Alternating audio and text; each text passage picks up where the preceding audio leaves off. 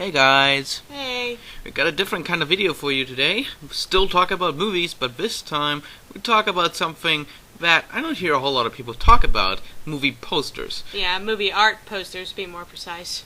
Now, of course, not everybody can know all the posters in the world, and we don't pretend that the ones we chose as our favorites are the best out there, but these are just our personal favorites that we had on top of our minds. So, let's get started. Each of us will talk about 5 favorites. So, you go. Okay, well, my first on top of my list is called Reign of Fire. If anyone's seen this, it's basically about dragons during the present age are set loose amongst the world and basically destroy everything, and it's a apocalyptic time, and there's basically nothing left throughout the entire movie. It's just people trying to survive from dragons, and the poster kind of gives off a false idea that we're going to see these dragons destroying the major cities and we're going to see all the beginning destruction. That's not necessarily true. We kind of just hear about it on newspapers and stuff from a narrator perspective. However, the original idea on this poster, I still like to look at because, I mean, look at it. It's dragons destroying England, for Christ's sake. The poster, I saw it too. It was at a movie theater when the movie came out. I didn't get to see it because I was too young. But I can tell you, the poster drew me in. I knew this is a movie I gotta see at some point because, hey, this looked like Independence Day with dragons. Not quite, it's anything but that, like she said. So this poster, while it's awesome looking, does give you a false impression of the movie because all those attack choppers you see in the background, they're nowhere to be seen in this movie. Yeah, that's just one thing to know about this poster. But anyway, I think you got one. Yeah. Moving on, we got Halloween. Well, it is Halloween, so I might as well talk about this poster too. Now, the Halloween movie, I have to admit, I haven't seen yet, but trust me, I will. But I know a good poster when I see it. And this poster's pretty simple. It's just, a guy holding a big knife, and they shifted it into the background so that it looks like a jack-o'-lantern. It's a pretty good optical illusional effect. Yeah. I thought it was pretty interesting. It looks cool, it's simple, and it looks like a movie you just want to see because, hey, to me this looks like something very interesting. A clear slasher movie. This movie is made by John Carpenter, and trust me, it's not gonna be the only one of his movies that I will name here today. So I like Halloween for what it is. I have to see it though, and I really want to. Alright. Okay, the next one is Legend. This is a personal girly movie favorite of mine. It's one of the first movies that was played, main actor Tom Cruise when he was basically a young adult or teenager. Movie basically is about, it's basically a battle between light and dark, and you could basically see that on the poster. You got a big red demon playing in the background, then you got him holding in his hand the palm of light itself, and the two main characters of the film.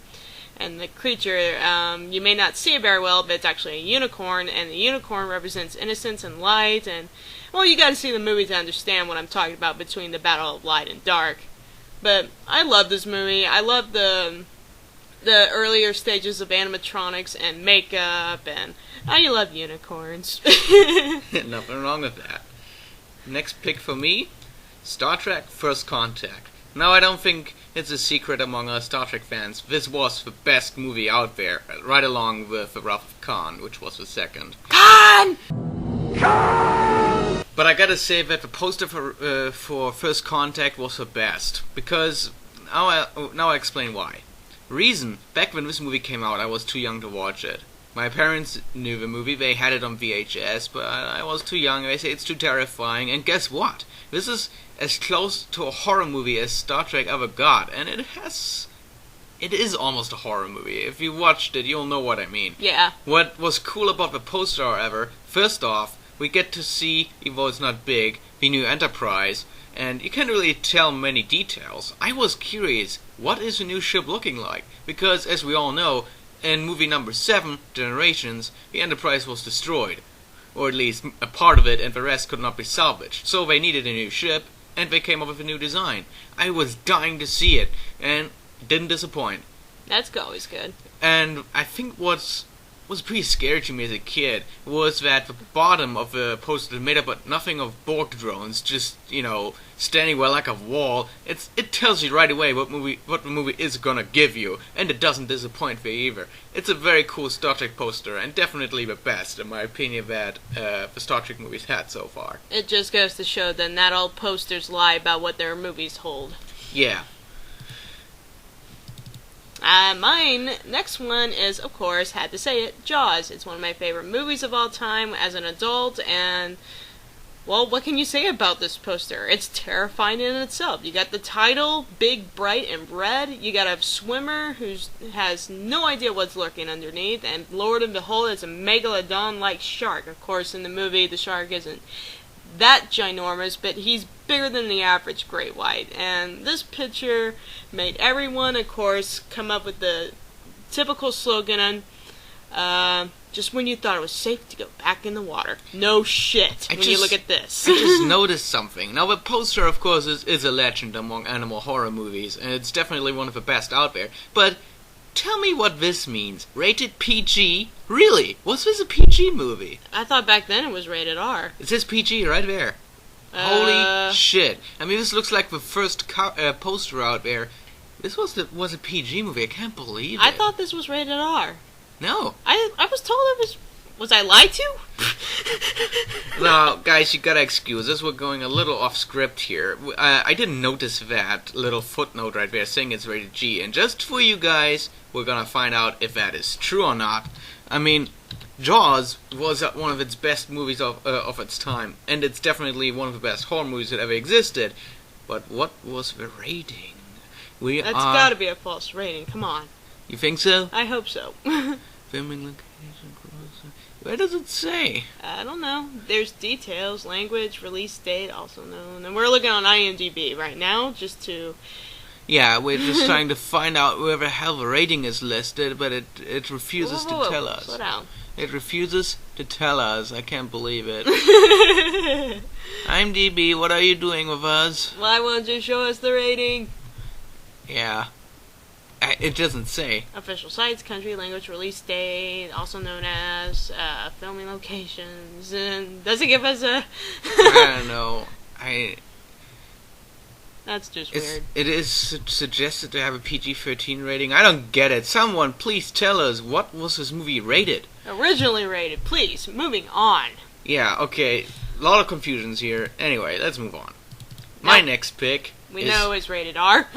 This one's definitely rated R. It's Hellraiser.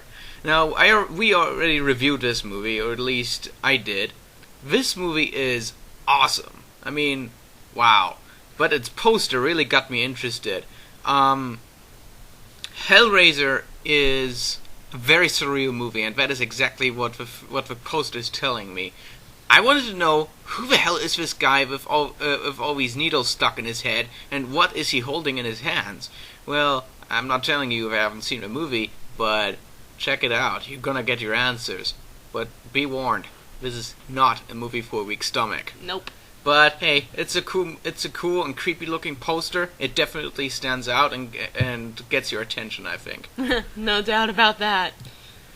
All right. Your next pick. My next pick, surprise, surprise, is actually a Godzilla movie because I grew up with these with my dad, and this is the Japanese version because I wanted to respect Tokyo. Yeah, it's Godzilla against Mechagodzilla from the 2000s. Yeah, see, what I love about this poster is that there's more movement involved. Godzilla looks more realistic. Mechagodzilla looks badass. I mean, look at that. And he has a tail for once. Yeah. In the other movies, he didn't have a tail. In this one, he does.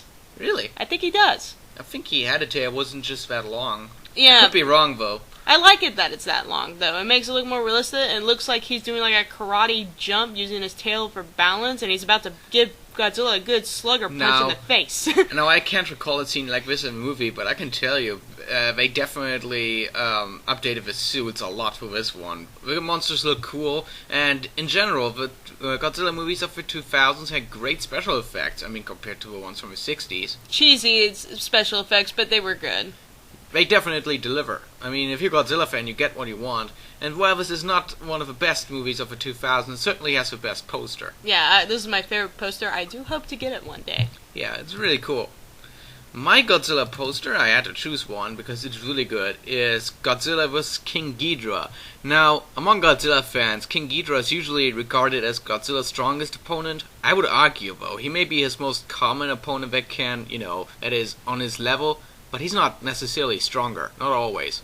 But the poster is, oh my god, it's some beautiful artwork right here. Very atomic. Look at Godzilla's red eyes. Yeah, and they're like in a duel to the death, and this is exactly what you get in a movie. Now, I gotta say, this might be the best of the Godzilla movies. It is very long until it gets going, but when it does, yeah, it's really cool. Yeah, you're not disappointed with the monster fight scenes. Yeah, so it's pretty good, and I gotta admit, the poster is badass. Yes. And my last, and certainly not least, one of my favorite posters of all time, and I do happily announce to own Aliens, the second movie. And with your two main actors, Ripley and Newt, played by Sigourney Weaver and Carrie Henn. Mm-hmm. I got their names right! Woohoo! Well, of course, with Sigourney.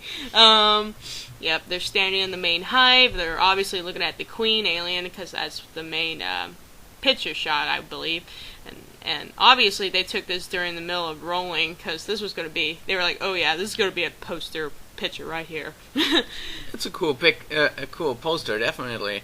Also note that glow that's being emitted from the alien eggs. It's kind of reminiscent of the poster from the original movie, where you have something similar on the cover. But that didn't look like an alien egg. It looked like a moon or something. It's very surreal, but I can't help but notice that they used the same little gag right here. It's pretty cool. It's also symbolic to the title. The title's doing the same thing with the eye. And I also like the little red text. Kind of hard to see, but if you have the poster, it says aliens. This time, it's war.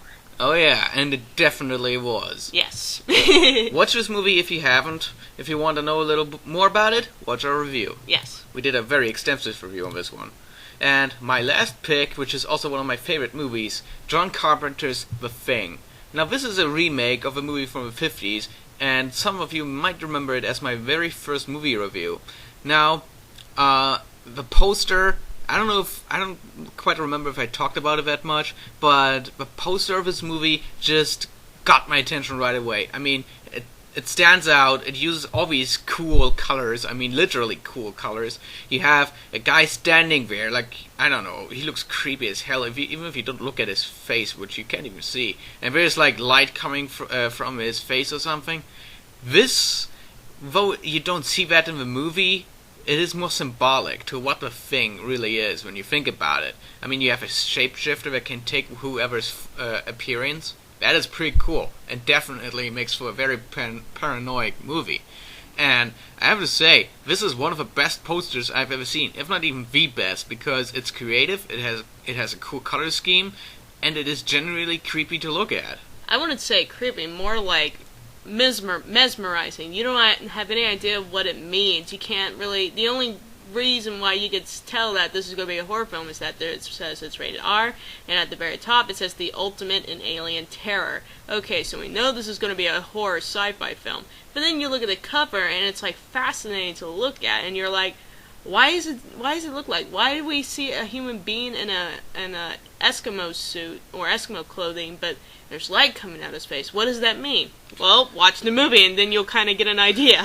Well, again, you don't see this figure like that in the movie at all. I guess they tried to, pay a little tribute to the original monster design from the first movie.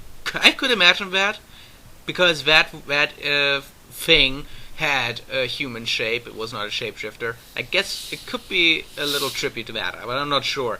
I just know that other than that, the poster is accurate. The movie takes place in the Arctic. It is cold as hell, literally.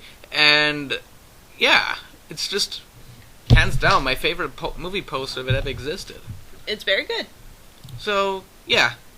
Maybe at one point we're gonna do another video like this. But for now, these are our favorite posters. I hope you guys liked it. And, well, leave a comment or two and tell us what your favorite posters are. Or if they're on our list, tell us why you like them. So, until next time. Adios. Take care.